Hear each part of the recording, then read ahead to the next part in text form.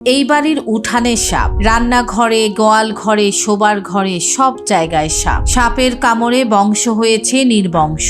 আশ্চর্য ঘটনা হলো এই সাপ এ বাড়ির মানুষদের ছাড়া গ্রামের আর কাউকে দংশন করেনি। ঝিনাইদহ জেলার মহেশপুর উপজেলার উজ্জ্বলপুর গ্রামের আব্দুর রশিদ মিয়ার পরিত্যক্ত বাড়ি এটি। সাপের ছোবলে এক রাতে প্রাণ হারায় এ বাড়ির কর্তা আব্দুর রশিদ মিয়ার স্ত্রী আর তার বড় ছেলে। একটা বুড়া সাপ, মোটা একটা বুড়া সাপ, ওই বুড়া সাপে এসে ছেলেটার আগে কামড়াই। কিছুক্ষণ পরে মা ওইরকম চিৎকার বাঁকা শুরু করল। এনার সন্তান আর এনার স্ত্রী দুইজনে এক রাত্রে সাপে কামড়ে মারা গেল। সে রাতে স্ত্রী আর ছেলেকে ছোবল মারা সাপকে রশিদ মিয়া শাবল দিয়ে কোপ দিয়ে প্রায় দ্বিখণ্ডিত করে ফেলেছিলেন। সাপের দেহের নিম্নাংশ ঝুলেছিল অল্প একটু চামড়া না কাটার কারণে। ভয়ানক বিষয় হচ্ছে এই সাপটি কাটা শরীর নিয়েই এভাবে পালিয়ে যায়। এর কিছুদিন পর আবার সাপের ছোবলে মারা যায় রশিদ মিয়ার ছোট ছেলে। এবার স্থানীয় কবিরাজ আর মানুষ বলাবলি শুরু করেন যে এটা জিন সাপ। বংশ নির্বংশ না হওয়া পর্যন্ত আব্দুর রশিদকে ছাড়বে না এই সাপ।